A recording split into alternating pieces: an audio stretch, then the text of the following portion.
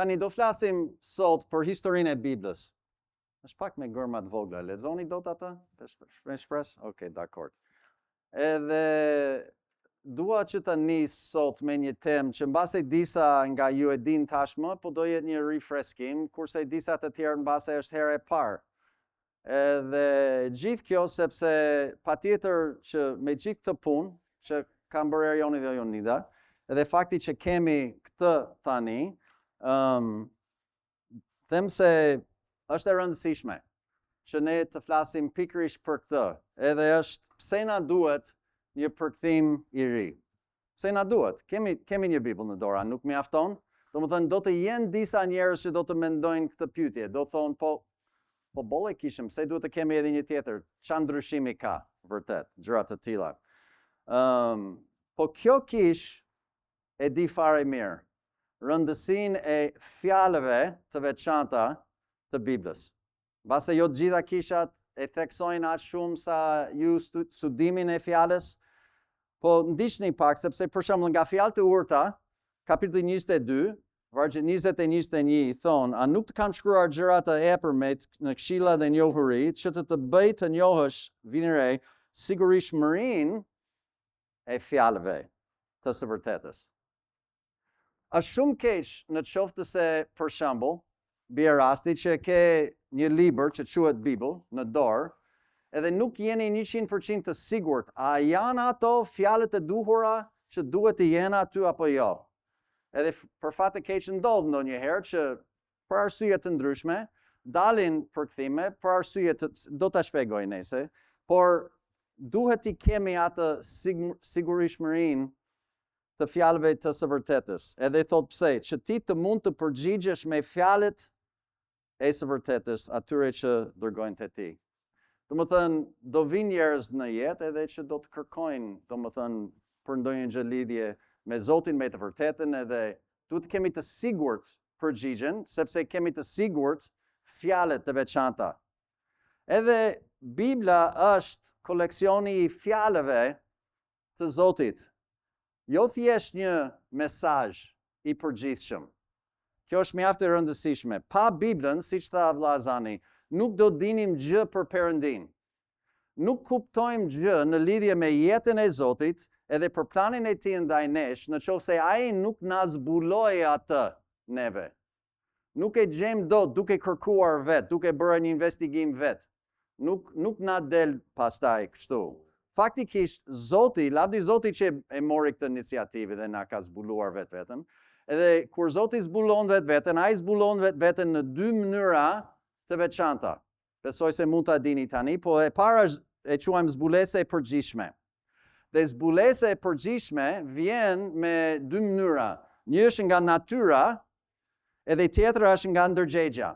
Tani, e keni ato referencat edhe mund të shikoni vetë, po thotë qiejt tregojnë lavdinë e Perëndisë e tjera. Domethënë mund të lexoj natyra vetë shpall faktin që Perëndia ekziston.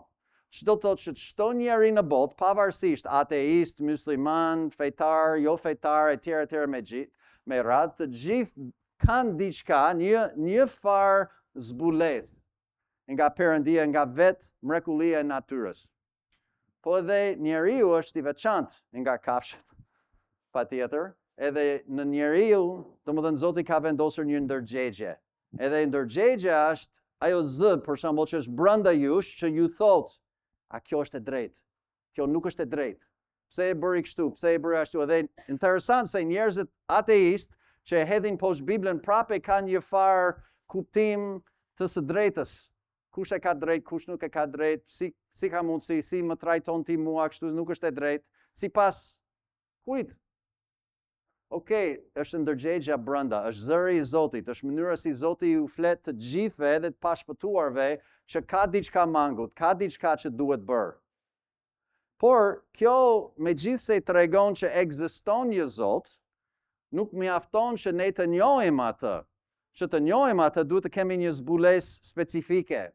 Edhe zbulesa specifike është fjala e Perëndisë. Që Perëndia zbulon vetveten në mënyrë të veçantë që ne të kuptojmë shumë mirë kush është ai.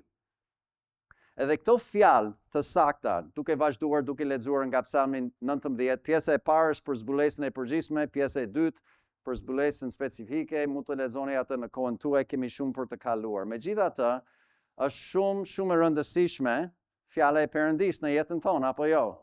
Sepse vetë besimi ynë vjen nga fjala e Perëndisë. Romakët 10:17, besimi vjen me anë të dëgjimit, dëgjimi me anë të fjalës Perëndisë, që do të thotë që edhe shpëtimi ynë vjen me anë të fjalës Perëndisë. Pa fjalën e Perëndisë nuk do të shpëtohemi, është e pamundur. Letra e parë Pjetrit, kapitulli i parë, vargu 23, duke qenë të rilindur, jo nga fare që degenerohet, por nga një e pa degenerueshme, nga fjala e Perëndisë që jeton dhe qëndron për jetë. Domethënë jemi të rilindur me anë të fjalës Perëndisë. A mund të shpëtohet njëri pa Biblën? Nuk mund të shpëtohet njëri pa Biblën. Në qoftë se ne citojmë Biblën me gojë, mund të shpëtohet, po prapë është fjala e Perëndisë apo jo? Është fjala që na jep jetë të re. Edhe është mjaft e rëndësishme. Tani në këtë kishë gjithashtu, një pjesë e mirë nga kisha kanë kaluar nivelin e dishepëllizimit apo jo. Edhe një pjesë tjetër mbase vazhdon edhe me nivelin e shkollës biblike. Edhe në qoftë se e keni marrë këto klasat, e dini fare mirë që në studimin e Biblës ka rregulla. Edhe ka disa rregulla që na ndihmojnë, domethënë që të kuptojmë më mirë ç'thot fjala e Perëndisë. Edhe ndër gjërat që mësojmë nga rregullat e studimit të Biblës është që fjalët e veçanta të Biblës janë çelësi që hap kuptimin e Biblës. Domethënë është shumë e rëndësishme që çdo fjalë është po ajo që duhet në vendin e duhur që të mund t'i krahasojmë me njëra tjetrën, kudo që të nxjerrim kuptimin e duhur që Perëndia pret, që ai kërkon. Nuk kemi nevojë vetëm për fjalën e Perëndisë në përgjithësi, domethënë mesazhin e Perëndisë, po kemi nevojë për fjalët specifike të Perëndisë. Ndaj është kaq e rëndësishme që të kemi një Bibël që është përkthyer në këtë mënyrë. Për shembull vini re, Psalmi 12 vargu 6 thotë fjalët shumës, jo fjala. Fjalët e Zotit janë fjalë të kulluara, të sprovuar. Fjalë të kapitulli 30 vargu 5, çdo fjalë e Perëndisë është e kulluar. Çdo fjalë individualisht. Luka 4, Jezus Krishti vet.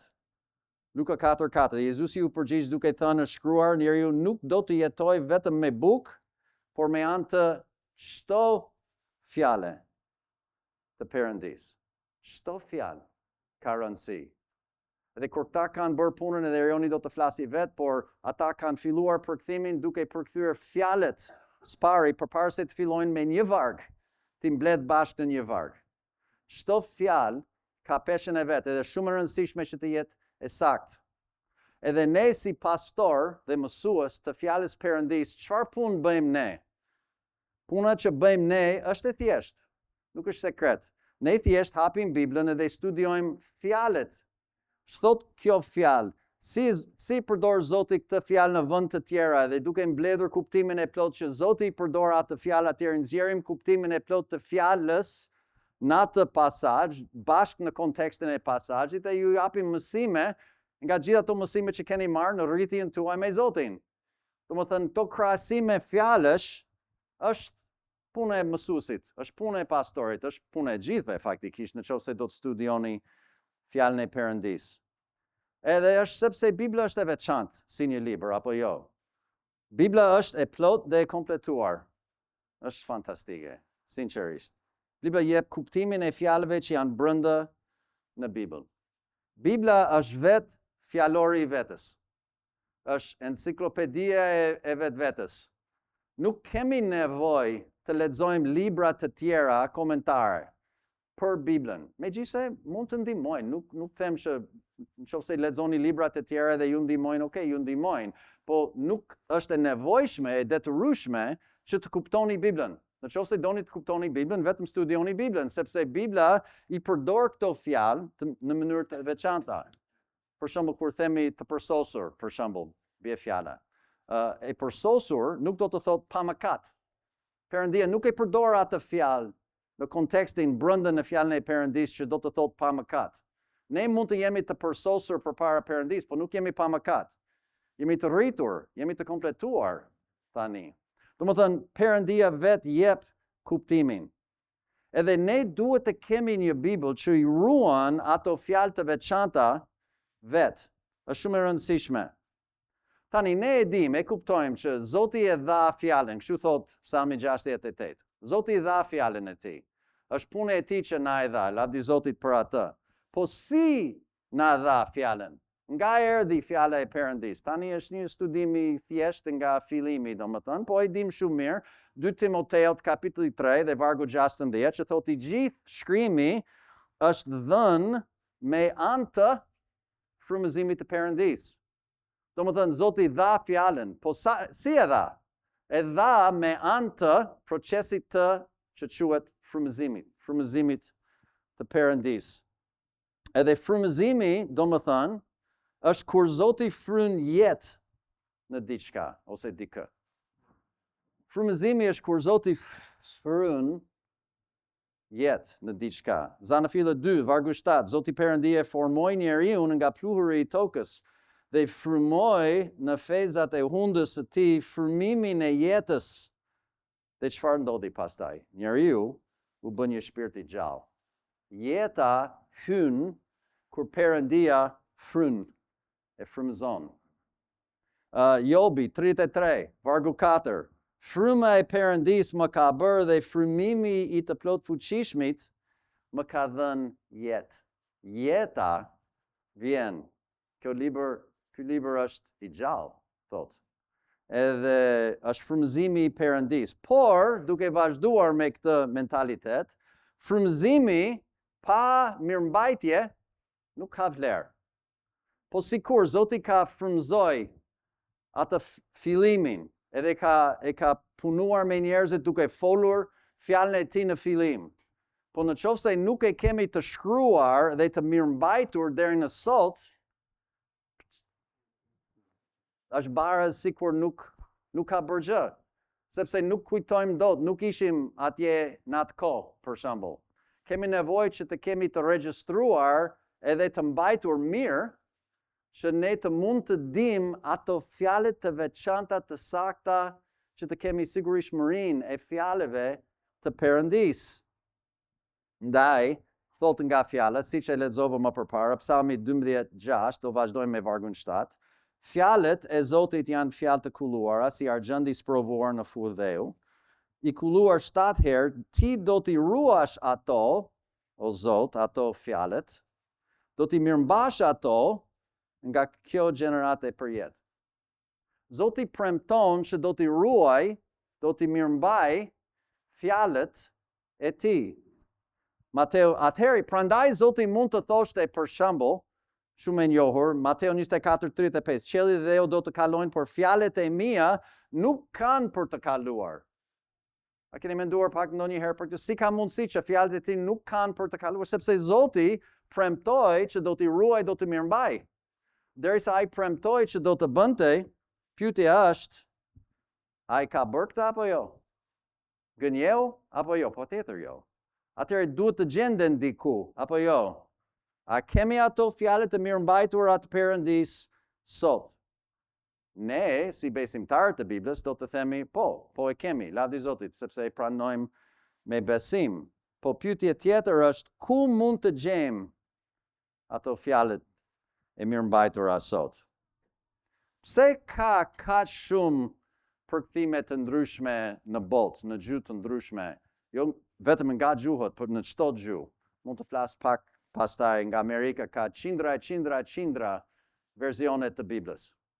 Pse kaq shumë? Cilët janë ato që janë pikërisht të mirëmbajtura? Ku mund t'i gjejmë pikërisht këto?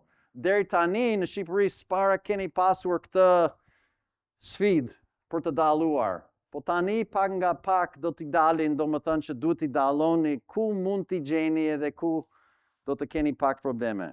Sepse përgjigjja e plotë të kësaj pyetje shumë të rëndësishme gjendet në studimin e historisë së kishës së Jezu Krishtit. Historia e kishës është studimi i ngjarjeve të kishës së Jezu Krishtit gjatë historisë nga shekulli i parë, pas ringjalljes deri në rrëmbimin e kishës. Domethënë është historia e gjithë kishës së Jezu Krishtit që nga fillimi deri sa të na marri. Edhe ashtu si në studimin e historisë të çdo lloji teme, ka disa ngjarje kyçe që shënojnë lëvizje të rëndësishme në drejtimin e punës së Zotit. Unë mendoj kështu që studimi i historisë së kishës është si një lojë shahu. Për shembull që Perëndia lëviz i pari, edhe djalli kundër lëviz. Edhe Perëndia lëviz përsëri, dhe djalli ka një lëvizje kundër Perëndisë, e tjera deri në fund. E dim që kemi një armik frymëror që kundërshton popullin e Zotit edhe kundërshton përparimin e punës së Zotit në këtë botë. E parë Pjetrit 5 dhe 8 thotë që kundërshtari juaj është djalli, kuptohet, besoj. Edhe ky kundërshtim është drejtuar fjalës Perëndisë, sepse fjala e Perëndisë është fuqia dhe puna e Perëndisë. E parë Thessalonikësve thotë nga kapitulli i parë vargu 5, sepse ungjilli ju nuk erdhi te ju vetëm në fjalë, por edhe në fuqi. Sepse fjala e Perëndisë është përfaqëson edhe është vetë fuqia e Perëndisë. Besoj se e mbani mend përmendjen e parë të djallit, ose ashtu siç ishte quajtur gjarprit nga Bibla, nga Zanafila kapitulli 3. Edhe çfarë thot për gjarprin? Kur Zoti vendosi të përmend atë për herë të parë në librin e tij, në Biblën, çfarë thot Perëndia për gjarprin? Zanafila 3. Tani gjarpri ishte më dinak se sa çdo shtazë e fushës kishte bërë Zoti Perëndi, dhe ai i tha gruas, vërtet a ka thënë Perëndia? S'keni për të ngrënë nga çdo pemë e kopshtit? Dhe çfarë punë e bën gjarpri? E vën ndyshim fjalën e Perëndisë. I shton fjalës Perëndisë, i heq nga fjala e Perëndisë, i shtrembëron fjalën e Perëndisë. Puna kryesore e djallit është të merret me fjalën e Perëndisë, e të luajë me atë edhe të lëviz sadopak andesa mirë kupton mesazhin e përgjithshëm, po nuk mund të kuptoni me saktësi çdo detaj siç Perëndia kërkon që të kuptoni. Ky fenomen ka vazhduar përgjatë historisë, do dhe edhe në kohën e apostujve. Vini re çfarë thot Pali e 2 Korintasit 2:17.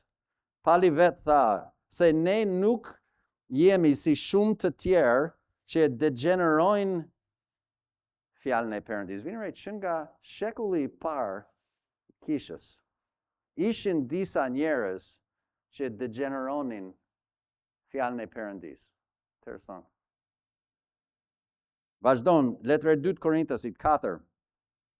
Prandaj duke parë që e kemi këtë shërbes, ashtu siç kemi marrë mëshirë, ne nuk mpakemi, por i kemi mohuar gjërat të fshehura të pandershmërisë, duke mos ecur me dredhi, as duke e përdor me mashtrim fjalën e Perëndisë. Si të tjerët, domethënë. Se ishin edhe atëherë të tjerët që përdornin fjalën me një farë mashtrim. Mbasi ju duket çudi, nuk besoj që ju duket çudi gjithve, që është e vërtet.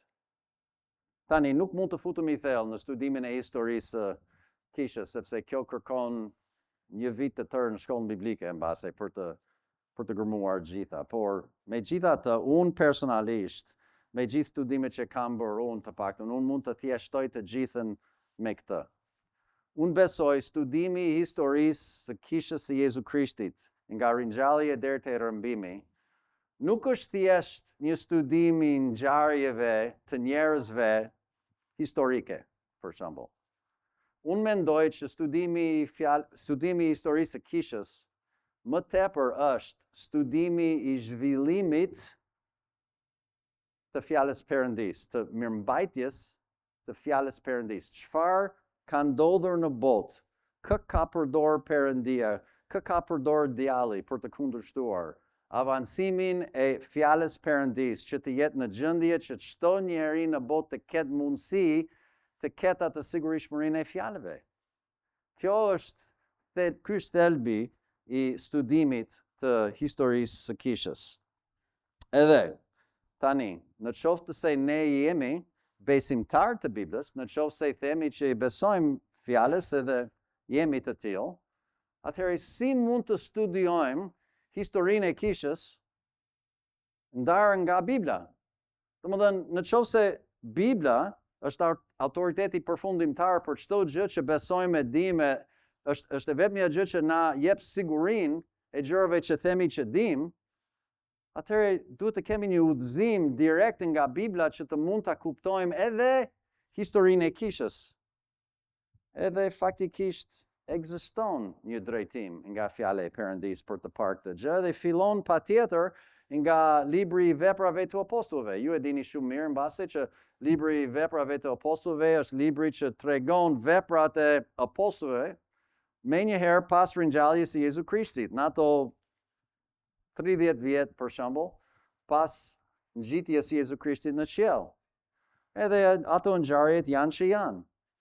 Libri i Veprave e Apostullëve është një libër tranzicioni. Edhe tregon disa tranzicione të rëndësishme që i kam këtu. Tregon tranzicion nga dhjata e vjetër për në dhjatën e re.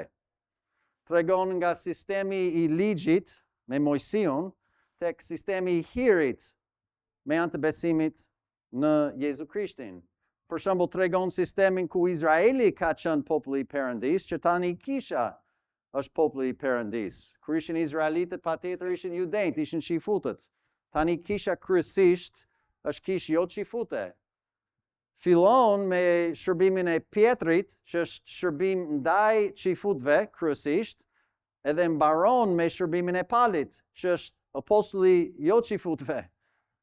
Fillon me qendrën në Jeruzalem, mbaron me qendrën në Antioki të Sirisë. Këto janë tranzicionet të kryesore që duhet të kuptojmë në fillimin e historisë së Kishës. Edhe bëhet shumë rëndësishme kur fillojmë të flasim e studiojmë më shumë temën e Biblës vetë, sepse kemi për të parë për shembull që kjo Bibël, ashtu si shumë të tjerë në botë, vijnë nga një linjë dorëshkrimesh që vijnë nga Antiokia e Sirisë. Edhe kjo është mjaft e rëndësishme, siç kemi për të parë pak pastaj. Disa biblat vijnë nga Antiokia, ABC-ja që kemi përdorur vjen kryesisht nga dorëshkrimet nga Antiokia. Të tjerët ekzistojnë edhe të tjerët që nuk janë nga një vend tjetër. Por, megjithatë, veprat e apostujve shkon deri tek afër fundit të jetës Palit. Është në burg në Rom. Kur veprat mbyll, domethënë mbyll me jetën e Palit afër fundit. Edhe ne e dim që Pali vazhdoi deri në nuk e di çfarë moshe, po ishte nga viti 65-67 pas Krishtit. Ne e dim që ishte përpara shkatërimit të Jeruzalemit që ndodhi në 70 pas Krishtit. Edhe, po pas veprave të apostujve, pas vitit 70 shkatërimit të Jeruzalemit e deri tani 2026, çfarë ndodhi? Bibla nuk ka gjë për të thënë më se ka mbaruar edhe historia vazhdon. Atëherë kur studiojmë historinë, çfarë do bëjmë? Do thjesht lexojmë historian? Ne dim historiat janë ata që shkruajnë librat, ata që shkruajnë librat zakonisht janë ata që fitojnë luftra. Domethënë kështu është puna e jetës njerëzore. Apo jo? Kurse Zoti nuk na ka lënë errësirë në lidhje me historinë e kishës së Tij. Zoti na ka dhënë edhe një udhëzim për të kuptuar të ardhmen. A nuk është Bibla një libër profetik? A nuk është Bibla plot me profetësi të së ardhmes që na tregon shumë qartë gjëra që edhe do të ndodhin? Pse na duket çudi për shembull që edhe vetë dhjata e re mund të na udhëzojë dhe të na tregojë çfarë do të ndodh për 2000 vjet të tjera që kanë për të ardhur? Patjetër që kanë, nëse jemi besimtar të Biblës, mund të besojmë ato që ka thënë. Tani, patjetër unë besoj se po, Bibla do të na tregojë në këto gjërat edhe po ku ndodhet. po ndodhet nga libri I fundit I Bilbeshës, libri I zbulesës. Zbulesa do të na japi atë skeletin, atë drejtimin, do më thënë organizimin e informacioneve të duhura, që ne mund të kuptojmë ne 2000 vitet që do të vinin, që tani kanë kaluar gati, apo jo. Edhe libri I zbulesës patjetër mbaron zbulesën e Perëndis. Libri I zbulesës ishte shkruar, jo vetëm që gjendet I fundit, po ishte shkruar I fundit. Është shkruar nga viti 90, 91, 92, do më thënë sipas kalendarit. Do më thënë shumë më vonë, ja 30 vjet më vonë se sa mbaroi për shembull Veprat e Apostullëve. Edhe është libri I fundit sepse e vë kapak gjithë zbulesën e Perëndis. Edhe libri I zbulesës thonë disa që është e vështirë për të kuptuar, nëse ke lexuar ndonjëherë. Po unë them që nuk është fare e vështirë për të kuptuar, por ndonjëherë është e vështirë për të besuar. Se I thot sa gjëra të çuditshme aty brenda që mendojmë që është pamundur që do të ndodhë kjo. Okej, tani e kuptuam ç'a tha, pa besojmë apo jo është tjetër punë, apo jo. Okej, tani si mund të kuptojmë librin e zbulesës? Po duhet të kuptoni si Zoti I ka organizuar zbulesën e fundit të tij. Edhe kjo gjendet në kapitullin e parë. Zbulesa kapitulli I parë, vargu 19, na tregon diçka të veçantë. Është Gjoni që merr zbulesën nga Jezu Krishti. E thot zbulesa 1:19, shkruaj I thot Gjonit, gjërat që ke parë, gjërat që janë dhe gjërat që kanë për të qenë pas kësaj. Domethënë Zoti I thot Gjonit, shkruaje 3 gjërat, të kaluarën, të tashmen dhe të ardhmen. Apo jo? Okej, dakord, shumë mirë, po nga I cila kohë matet? Nga 90 pas Krishtit? Gjërat që kanë qenë në të kaluarën, domethënë për 30 vjet, gjërat që ishin atëherë në vitin 90, edhe gjërat që kanë për të ardhur janë gati gjitha nga zbulesa? Jo, nuk është e tillë, sepse duke krahasuar fjalët të veçanta që Zoti ka ruajtur, me fjalët e veçanta që Zoti ka ruajtur, duhet të kapim ku është Gjoni në historinë, në mendjen e Zotit, ku është Gjoni? Po kjo pak vargjet më përpara, nga zbulesa 1 dhe vargu 10 thoshte, unë Gjoni isha në frymën e shenjtë. Kur? Në ditën e Zotit. Në ditën e Zotit. Dhe dëgjova mbrapa meja një zë madhështor si një trumpet. Ju e dini fare mirë, kush është dita e Zotit. Dita e Zotit është ardhja e dytë e Jezu Krishtit duke filluar mbretërimin 1000 vjeçar. Domethënë dita e Zotit nuk është dita e diell. Dita e Zotit është dita e ardhjes së Tij, apo jo. Atëherë, me këtë kuptim, është kuptimi I drejtë sipas Perëndis, shikojmë këtë, e kaluara do të thotë është kohë e kishës. Gjithë historia e kishës është kohë e kaluar nga pikpamja e ardhjes së dytë Jezu Krishtit, apo jo. Kohë e tashme përmbledh po atë periudhën e trazirave, zakonisht mendohet të jetë 7 vjet, për shembull, me gjithë ardhjen e dytë fizik të Jezu Krishtit, kthimit të Tij në tokë. Edhe ardhmja pastaj do të jetë mbretërimi 1 vjeçar duke kaluar deri në përjetësi. Atëherë e keni librin e zbulesës ndar në tresh, kapitulli 1 deri në 3, historia e kishës, 4 deri në 19, trazimi, kthimi fizik, 20 deri në 22 deri në përjetësi, mbretëria deri në përjetësi. Edhe to janë shumë të thjeshta për të kapur, domethënë si ndahen, sepse libri I zbulesës tregon 2 herë, janë 2 herë vetëm, që lexojmë që qiejt hapen.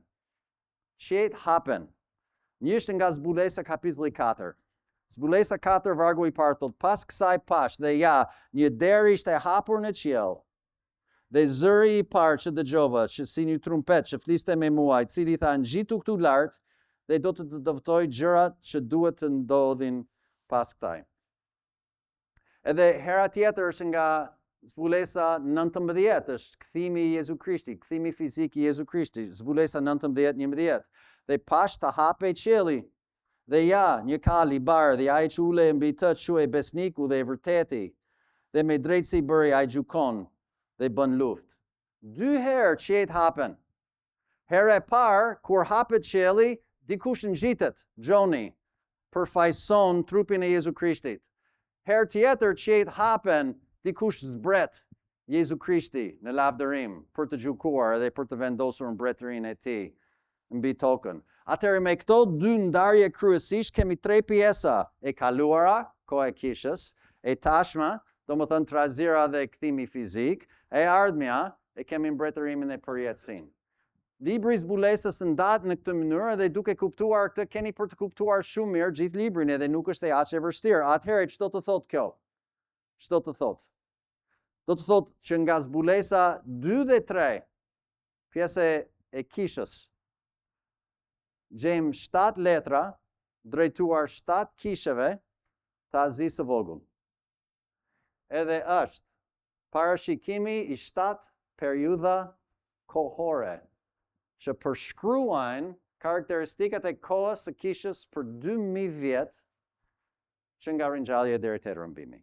Domethënë, këto 7 kishat që gjenden aty nga zbulesa 2 dhe 3 radhas tregojnë periudha, domethënë marrim ato 2000 vjet edhe të ndarë me 7 pjesa, na tregojnë hap pas hapi 7 hapa të avancimit të punës kishës gjatë historisë së kishës Jezu Krishtit mbi tokë. Libri i Perëndisë profetik që është na ka parathënë ç'do të ndodh gjatë këtyre viteve. Tani ja ku jemi. Gjithë kjo vendos skenën që të fillojmë studimin e historisë së kishës. Tani, ju rekomandoj ta bëni një ditë. Vllazani kërkon vërtet një klasë në shkollë biblike, është e vështirë. E di shumë, mase për detajet e shumë, emrat e datat e gjitha këto gjërat, po do të thjeshtoj shumë sa për tani, sa për të keni një panoramë. Mirë, me shpresë do t'ju ndihmoj. Tani, do fillojmë duke kaluar me radhë të gjitha. Së pari do fillojmë me zbulesën 2 dhe 1 deri në 7. S'do t'i lexojmë të tërën, po do t'ju përmbledh me disa fjalë për afekt kohë të paktën. Po kisha, domethënë e Efesit, përfaqëson një kohë relativisht, nuk jemi të saktë prerë me thik, por nga 90 që nga koha e zbulesës, zbulesa aty nga 90-ta, deri tek viti 2000 të erës sonë, kohës pas Krishtit. 200 fal. Edhe periudha e Efesit. Efesi ishte një kishë që sipas asaj që kishte shkruar Jezu Krishti, që kishte shumë lavdërime. Është një kishë që vërtet veproi mirë. Kishte shumë gjërat, domethënë që ishin të forta të mira, po kishte vetëm një problem. Vetëm një problem. Edhe thotë që e kanë lënë dashurinë e parë. E kanë lënë dashurinë e parë. Domethënë vepronin mirë, bënin mirë, kuptonin gjërat mirë, e gjitha me radhë, po ishte një fillim i vogël i gjërave që kanë lënë pas dore. Filluan të devionin çik nga e vërteta, sa do pak. Bibla thotë që pak maja bën gjithë brumin. Edhe është fillimi i sulmit të djallit kundër fare së fjalës Perëndisë. Historikisht çfarë ndodhi në këtë periudhë kohe? Historikisht kemi një njeri që nëse doni të studioni më thellë, quhet Origen Adimantius. Ai vjen nga një qytet tjetër. Ai ishte nga Aleksandria të Egjiptit. Edhe Origeni është një njeri që ishte një filosof grek. Edhe ai është personi që quhet si ati i interpretimit alegorik. Domethënë kur mori përsipër fjalën e Zotit, ai mori me kuptimin alegorik.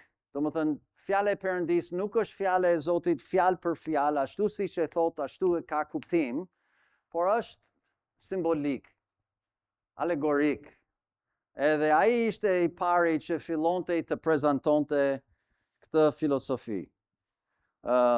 Nuk ekziston, nuk gjendet ndonjë dëshmi të shkruar të qartë që ai me të vërtet ishte një njeri I shpëtuar. Nga gjitha gjërat që janë shkruar për këtë njeri nuk gjen që ai me vërtet shpenduar edhe ka pranuar Jezu Krishtin si Zot dhe shpëtimtar të tij. Disa gjëra që ai vet ka besuar, ai beson në fjetjen e shpirtit në vend të vdekjes. Ai beson që shpëtimi vjen me anë të pagëzimit në ujë. Për shembull, ai besonte që shpëtimi faktikisht ishte universal, do më thënë në fund të fundit, me besim, pa besim, gjithë botë shpëtohet. Filosofia që është shumë e përhapur gjithandej, gjithë njerëzit që njihni kanë shpresë që shpëtimi do jetë universal për të gjithë, nuk është. Ai besonte që Jezusi nuk do të kthehet fizikisht në tokë, përsëri, është simbolik, frymërisht vetëm për shembull. Ai besonte që historia e Adamit e Evës nga zana fila nuk ishin fjalë për fjalë, nuk ishte e vërtet historike, po ishte thjesht një alegori, një histori për të treguar. Nuk besonte që do kishte atëherë një ringjallje fizike, për shembull. Domethënë ishte heretik, nuk besonte fare ato që ishin fare të thjesht për të kuptuar nga Bibla. Edhe vjen bëri punën e tij në këtë qytet, Aleksandria, në Egjipt. Kjo ka rëndësi në historinë e kishës edhe në historinë e prodhimit të Biblës gjithashtu. Sepse ekzistojnë edhe Bibla që marrin dorëshkrimet që përkthejnë, ata që përkthejnë base bëjnë punën shumë besnike të përkthimit, po I përkthejnë nga një linë dorëshkrimesh që vijnë nga jo Antiokia e Siris, po nga Aleksandria e Egjiptit. Edhe nuk e di, po nëse do të keni këtë qëndrim që thamë që Bibla është autoriteti përfundimtar për çdo gjë që kemi, vlen të paktën të lexojmë çfarë thot Bibla për Aleksandrinë e Egjiptit, apo jo? Sepse janë sa referenca që janë interesante. Për shembull për Aleksandrinë, për shembull thotë që nga Veprat kapitulli 6, ata që debatuan kundër Stefanit përpara se u bë martiri I parë, ishin nga Aleksandria. Ishte një njeri që quhet Apollo nga Veprat 18 që më në fund u shpëtua, që thotë që ishte I fort në shkrimet e shenjta, po ai ishte I pashpëtuar. Domethënë, merre shumë me shkrimet, megjithse ishte I pashpëtuar. Ashtu si që shikojmë njerëzit që vinë nga Aleksandria, shumë interesante. E keni studiuar ndonjëherë nga fjala e Perëndisë Egjiptin? Ç'thot Perëndia për Egjiptin nga fjala e Perëndisë? A ju intereson çfarë thot Perëndia për Egjiptin? Egjipti është një figurë, një tip I botës vet. Njerëzit e Perëndisë ishin të thirrur të largohen nga Egjipti me Mojsiun, apo jo? Jozefi, kur ishte duke shërbyer me faraonin, edhe do të vdiste aty në vend dhe I tha vëllezërve të tij, çfarë? Mos më lini eshtra këtu në Egjipt, nxirrni çëktej. Për shembull. Egjipti është shteti që kishte Izraelin në robëri, apo jo, si sklever. Edhe Perëndia thiri që të largoheshin.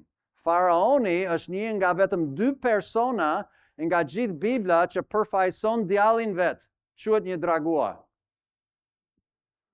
Jezusi ishte fshehur aty kur ishte I vogël, po përsëri duhet të largohej gjithashtu. Domethënë Perëndia na tregon shumë qartë çfarë mendon ai për vendin e Egjiptit. Edhe atëherë pse mendon atëherë që Perëndia do të ruaj ose të mirëmbaj fjalën e tij të çmuar në Egjipt? Nuk ka sens. Nuk ka kuptim nëse jemi besimtar të Biblës. Aleksandria është burimi I gabuar për Biblën. Periudha e dytë, zbulesa 2, 8 deri në 11, Smirna. viti 200 deri në 325. Si e gjeni ato datat? Ulemi pim një kafe, flasim më gjatë, po them, nga teksti i Biblës, nga vargjet 8 deri 11, shikojmë që jep një ngushëllim për martirët e kishës të asaj kohe. Thot, i besnik deri në vdekje dhe unë do të jap një kuror jete. Do më thënë, besimtarët vriteshin shumë në këtë kohë të historisë. Historikisht, çfarë gjem? 10 persekutimet zyrtare të perandorisë romake kundër besimtarëve të Biblës. Për të cilën e përdornin Kodiseun e gjëra të tilla, domethënë që e vrisnin në rënd. Nëse do të lexoni librat e martirëve që ekzistojnë, domethënë është histori e trishtueshme. Tortura e besimtarëve gjatë kësaj kohe. Shumë hidhërim, shumë vdekje. Vazhdojmë, pjesën tjetër, zbulesa 2, 12 deri në 17, periudha e Pergamit. Themi nga 325 deri në 500 pas Krishtit, diçka e tillë. Pergami do të thotë martesa, shumë martesa, diçka e tillë, nëse përkthem atë emrin e qytetit. Nga teksti i Biblës çfarë gjejmë këtu?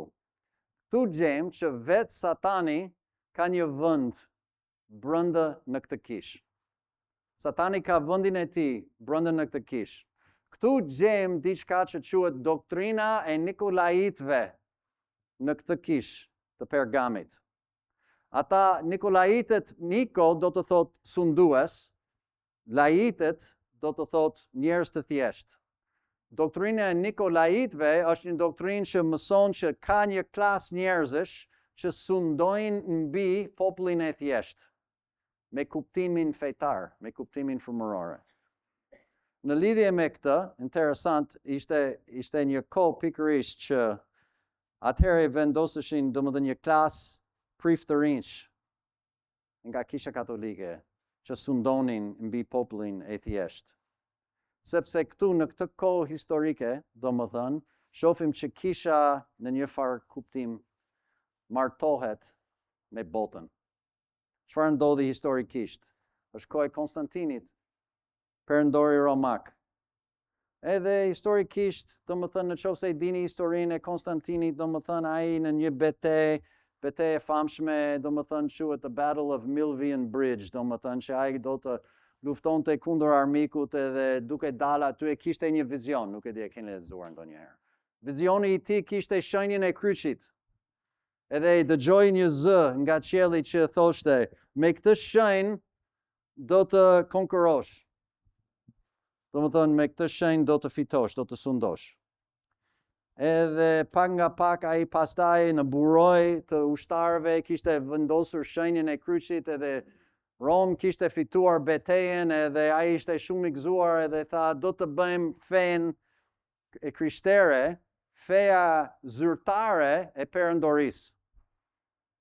Edhe pak nga pak perandoria romake u bë kisha romake. Edhe filloi aty nga 325 pas Krishtit. Feja zyrtare e shtetit është vendosur duke marrë praktikët pagane dhe vën emrat të krishterë tani. E shumë nga praktikat e tyre janë historikisht praktikat pagane. Konstantini udhëron një njeri tjetër që quhet Eusebi. Eusebi ishte udhëruar për të prodhuar 50 Bibla luksoze edhe të dërgohen në 50 qytete kryesore të perandorisë, që të jenë Bibla zyrtare të perandorisë romake. Eusebi ishte një historian që mësonte në këmbët e Origenit, domethënë ose mësuesit pas atij, domethënë në linjën e Origenit. Edhe Origeni kishte marrë shkrimet që dinte nga Antiokia, duke ndryshuar fjalët në mbi 5000 vende e ka ndryshuar fjalën e Perëndisë Origeni. Edhe teksti që doli prej këtyre edhe Eusebit u bë teksti zyrtar për kishën katolike. edhe vjen nga Aleksandria të Egjiptit. Kalojmë nga periudha tjetër, periudha e Tiatirës, 500 deri në 1000 pas Krishtit. Nga teksti i Biblës prezantohet një njeri quhet Jezebela, që përfaqëson sistemin fetar falso, është një prostitute, është ndërmarrë me idhuj, ajo, dhe historikisht kemi mesjetën. Mesjeta, nuk e dia përdorni këtu në Shqipëri, nga Amerika, kohë më parë, nuk e quanim më Middle Ages, e quanim Dark Ages, epoka e errta, për shembull.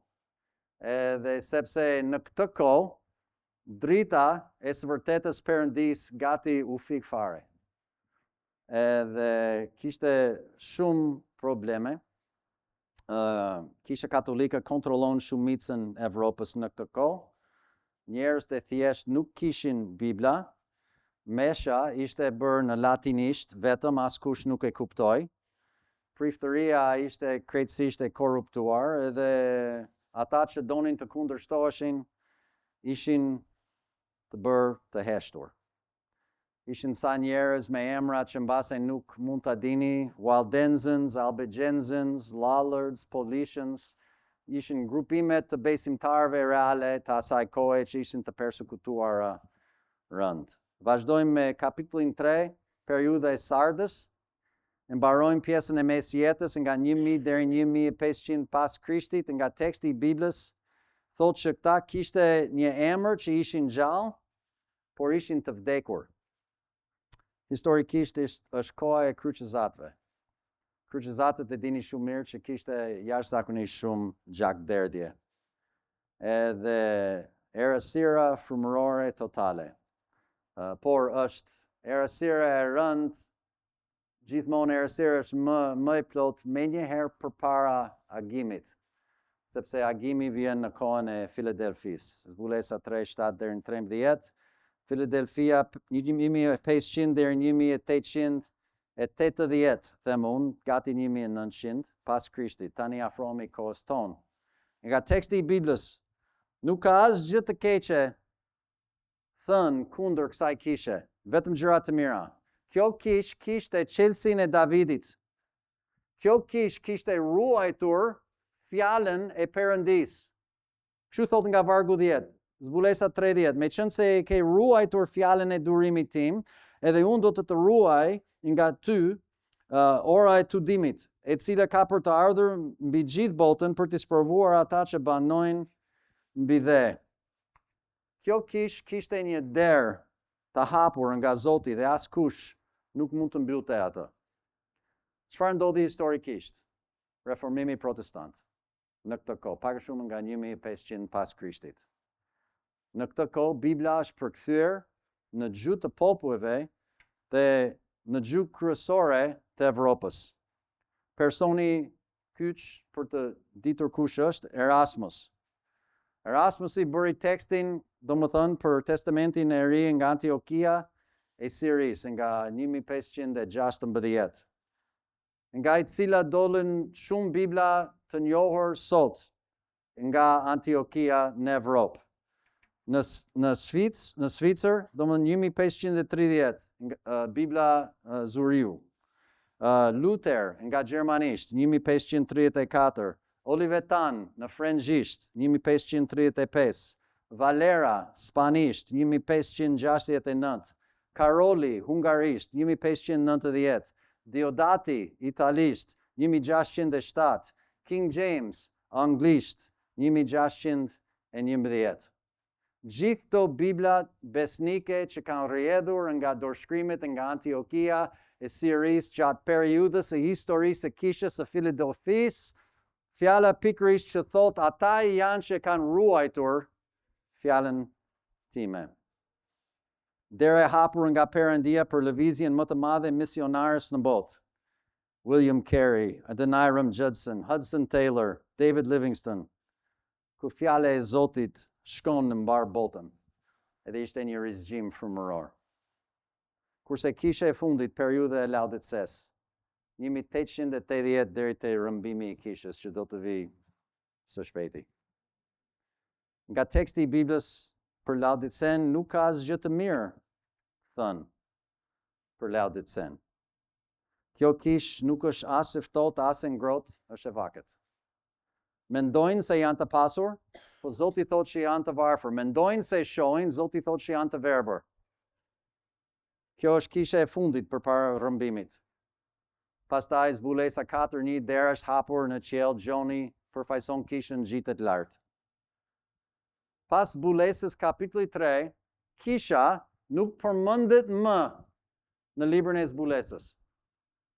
Veç një herë në kapitullin 22, që është një si epilog, do më thënë është si përmbledhje e fundit. Po kisha nuk e përmendet më nga kapitulli 4 deri në fund fare, sepse kisha nuk është më, është marrë. Historikisht çfarë ndodhi? 2 njerëz kryesor për të ditur kush janë, Westcott and Hort. 1881 kanë nxjerrë tekstin kritik grek. Tani, shumë për të mësuar për këta, po në fundit edhe këta të ndikuar shumë nga Origjeni, edhe ata kanë gjetur 2 grup dorëshkrimesh, që janë ato që njerëzit përdorin shpesh për të bërë Bibla të reja pa fund këto ditë. Vatikanus, që ishte fshehur diku në Bibliotekën Vatikane, dhe Sinaiticus, që ishte gjetur një murg diku në Arabi Saudite, do më thënë në malin Sinai. Edhe konsiderohen që të jenë më të vjetra edhe më të mira grup dorëshkrimesh, sepse data e tyre është nga shekulli 4. Prej këtyre kanë dalë një version të Biblës në anglisht, quhet Revised Version 1881, edhe hap derën për rrymën shumë më tepër Bibla të përkthehen që nga ajo kohë. Edhe lëvizje ka qenë nga një pozicion besimi ndaj fjalës Perëndis, që të jenë kritikues ndaj fjalës Perëndis, duke studiuar këto dorëshkrimet. Në fundit pyetja është, kush është autoriteti përfundimtar? Kush do të jetë? A jemi ne, është historia, apo është Perëndia vetë çfarë thotë? Westcott e Hort e kishin inat shumë King Jamesin në anglisht. Ata e quajtën atë tekstin Textus Receptusin i filiqur. Ata kishin ndryshuar tekstin grek që ekzistuar nga Antiokia, mbi 8.000 vende të ndryshme e kanë bërë ndryshime. Gjëra që besonin ata nuk ishin shpëtuar fare, edhe ka një listë gjëra që besonin çuditshme. Atëherë përsëri të bëj pyetjen, ku mund të gjejmë fjalët e mirëmbajtura sot? Ku mund t'i gjejmë? Them unë ku mund t'i gjejmë? Do t'i gjejmë në Biblën që vjen nga Antiokia e Siris, që ishte formuar në periudhën e Filadelfisë, kishës që Zoti e lavdëroi, sepse ata i kanë ruajtur fjalën e tij. Nuk e për të gjetur në Bibla që vinë nga periudha e Laodices. Mos shikoni atje. Tani, e di që më ka ikur koha, po të them 1-2 gjëra shpejt. Ndikimi i shumë Biblave mbi shoqërinë amerikane. Që nga 1900 e deri tani, kanë dalë mbi 900 përkthime të Biblës në anglisht. 900. Mbi 100 Bibla të ndryshme kanë qenë të përkthyer në anglisht që nga viti 2000. Nga viti 2000. Edhe mund t'ju jap listën çfarë si ka, po janë 2 tekste kryesore që ata përdorin për të gjitha këto Bibla të reja që dalin. United Bible Society dhe Nestle Aland. Ata janë, do më thënë, edhe interesante, se United Bible Society ka dalë me 6 versione, e 5 është ajo që përdoret më shumë. Nestle Aland, teksti grek, janë me edicionin 28 tani, as vetë nuk din. Gjithmonë, sikur teksti i Biblës duhet të përmirësohet, e përmirësohet. Sikur Bibla vet kalon procesin e evolucionit. Sepse në qoftë se krahasojmë filosofinë e Darwinit. Kur ishte Darwini? 1850 e ca? Kur doli teoria e Darwinit? Okej, dim shumë mirë për evolucionin e specieve. Po evolucioni, do më thënë, filosofia e Darwinit është futur në njerëz si Westcott and Hort. Edhe ka dal pastaj me Biblën, gjithmonë na duhet një tjetër, është më mirë edhe më mirë edhe më mirë dhe evolojmë tani. Duke kuptuar historinë, mund të kuptojmë edhe më mirë ku t'i gjejmë këto fjalë të sakta të Perëndis. Pse na duhen shumë më tepër Bibla? Pse? Po nuk na duhen faktikisht, por Bibla, ta dini, është libri që shitet më shumë se çdo libër që ekziston në botë. Historikisht edhe sot. Dhe ata që merren me përkthimet e Biblës, zakonisht kanë për të fituar shumë lek. Mund të thoni, po ju jeni marrë me përkthimet e Biblës. Okej, dakord, por kur të vi kontenjeri do merrni falas, nuk marrim, domethënë lavdi Zotit që na ka lënë nderin dhe privilegjin edhe ne them nga ana jone e oqeanit, që të kemi mundësi të mbështesim këtë punë. Kisha jon, kishat e tjera, do më thënë që kam pas mundësi edhe zemër për të mbështetur këtë punë me sakrificën e ofrimeve të besimtarëve reale amerikane, do më thënë do i bëjmë të mundur që mund të nuk po i shesim këto gjë, nuk po fitojmë lek për këto gjërat. Po shumë e shumë njerëz këtë i bën.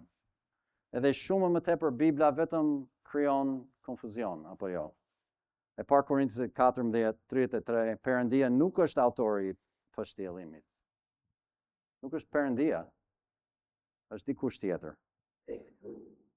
Tani, mbaroj me këtë. Kur mendoj për shërbimin që Zoti na ka lënë ne, kur them ne kësaj radhe, ju përfshi edhe ju. Për shërbimet tona, kisha biblike, do më thënë, që njohim njëri tjetrin, motra vëllezër, dalim konferenca bashkë, gjëra të tilla. Shumë mirë. Unë shoh dorën e Zotit që ka punuar. Unë shoh si Zoti na ka, jo se jemi më të mirë se të tjerët, të gjithë lavdi Zotit përpara Zotit janë kush janë. Po sinqerisht Zoti ju ka përdorur fort e mirë. Edhe çfarë ndryshimi ka, që nga koha ime deri në kohën tuaj tani? Çfarë ndryshimi ka nga kjo kish, nga kishat të tjera? Të paktën për mua, me sa e gjykoj, nga larg. Ndryshimi ka të bëjë me doktrinën që është dhënë. Ju shumës, ju këtu edhe vëllezërit tanë këtu afër, që njohim, ju keni pastor dhe mësues që japin mësim të drejtë nga fjala e Perëndis, ju ushqejnë me doktrinë. Nga vijnë ato gjërat, për shembull kur them unë për ditën e Zotit, ju e dinit ato. Pse i dini ju ato gjëra që nuk dinë të tjerët? Pse? Sepse që nga fillimi, unë kam nisur këtë shërbim me mësimet që dia vetë nga anglishtja, nga King Jamesi. Domethënë gjëra që gjenden sepse mund të bëje krahasim fjalë me fjalë duke nxjerr kuptimin që Perëndia ka duke ju transmetuar juve me anë të përkthimit në ditët e para. Edhe më në fund kur e kishim ABC-n, jo keq, mirë. Po prap edhe ja ku jemi. Edhe janë shumë e më shumë besimtar të vërtet të rilindur shqiptar kudo lavdi Zotit për të gjithë që janë, e kam sinqerisht. Po nuk janë të mirë mësuar, sepse nuk e kanë kuptuar këtë që po ju prezantoj sot.